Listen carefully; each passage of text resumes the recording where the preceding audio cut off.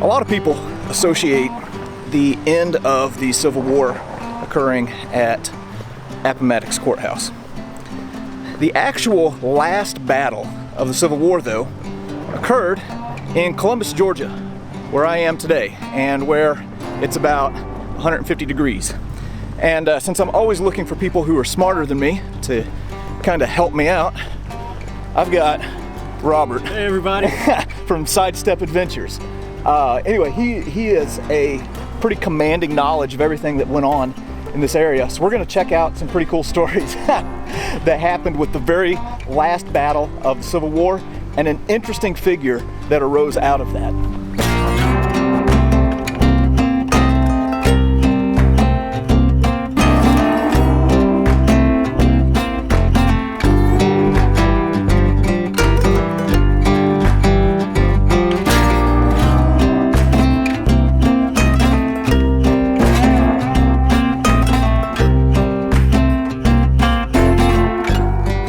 All right, so we're in Phoenix City, Alabama today. You can see this hotel behind us, and this just looks like a nice, pretty little developed place. But what we're actually standing on is a battlefield from the last battle of the Civil War.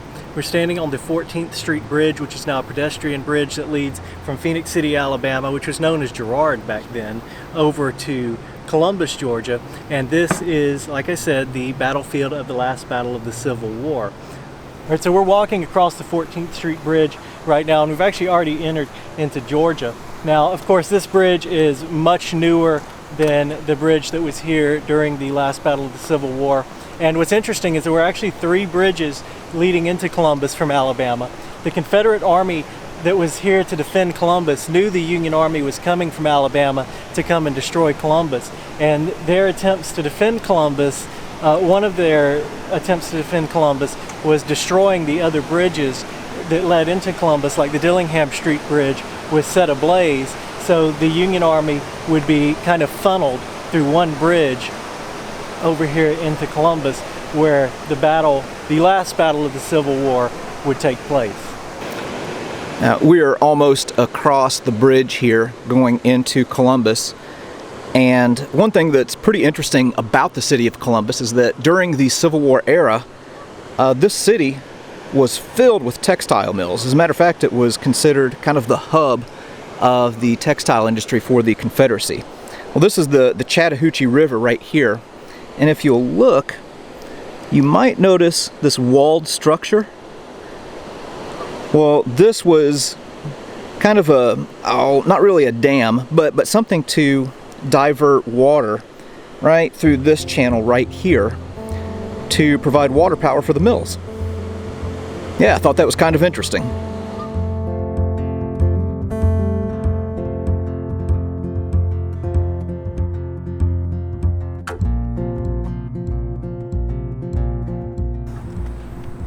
All right, so here we are at a modern map of Columbus and a little bit of Phoenix City here. I'm going to use this and kind of explain to you how the Union Army and Confederate armies met here at this bridge. So this is Phoenix City right here on this map, and back then these bridges did not exist. A lot of the stuff didn't exist that's here now, obviously.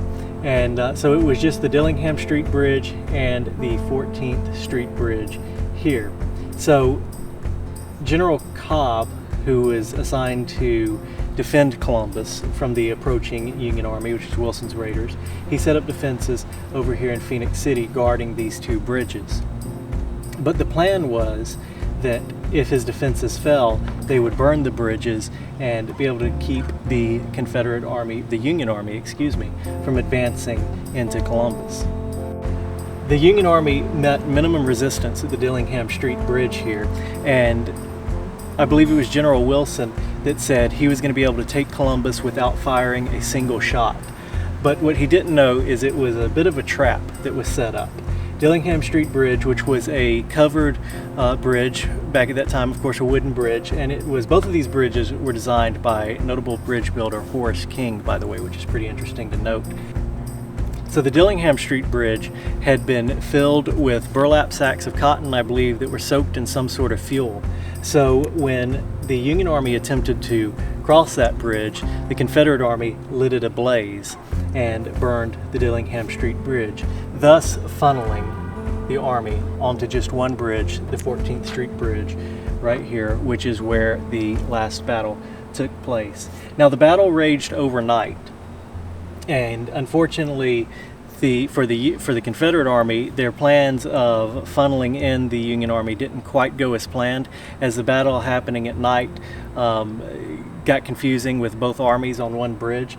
And so by the morning time, the Wilson's Raiders, the Union Army, had overtaken the Confederate Army and was able to take Columbus.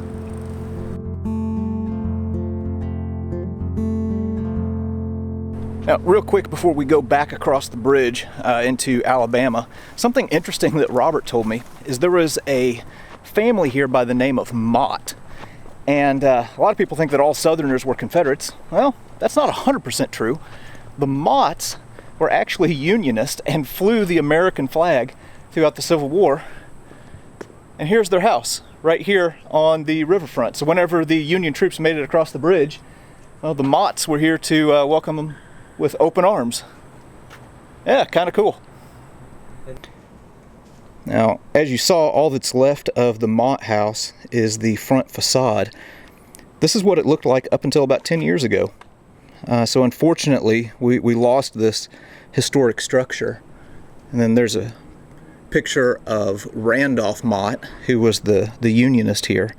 Have to imagine that his life was not easy, being this deep into the Confederacy and a supporter of the Union. Wow. Okay, we're headed back over to the Alabama side now, crossing it's 14th Street Bridge? 14th Street Bridge. 14th Street Bridge. This is why I have Robert here, so that I don't look too dumb. But anyway, crossing back over to the Alabama side. Now, there was an interesting individual here who was not interesting at the time by the name of John Pemberton, who helped the Confederates defend this bridge, and in defending it, sustained a saber wound. Was it to the chest? I think it was to the gut. Okay. I could be wrong on that, but he sustained a saber wound and a pistol wound. Okay, so anyway, he was wounded right here on this bridge, and that was completely going to change the trajectory of his life.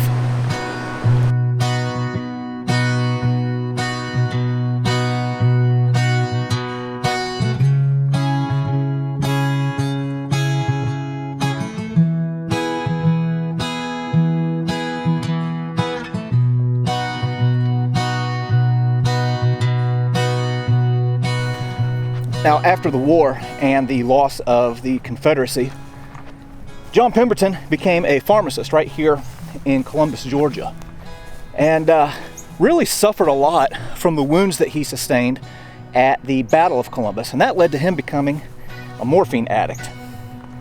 Well, in trying to get off of morphine, he was playing around with different recipes for different elixirs and things like that, and accidentally came up with the recipe for Coca-Cola. Well, right here in historic Linwood Cemetery is the final resting place of the originator of Coca-Cola. All right, and here's a close-up look at the final resting place of John Pemberton. You can see that people have kind of come here and paid their respects, leaving some Coke bottles. And you can see there is the Confederate States of America symbol on his grave. Dr. John Stith Pemberton, born in Knoxville, Crawford County, Georgia, July 18th of 1831, and died in Atlanta, Georgia, August 16th, 1888, originator of Coca-Cola. Wow, what an interesting story. Something else that's interesting or kind of ironic is that somebody left a penny with Lincoln's head on it to show that they had visited this grave. Kind of ironic, being that he was a lieutenant colonel in the Confederate Army, but hey.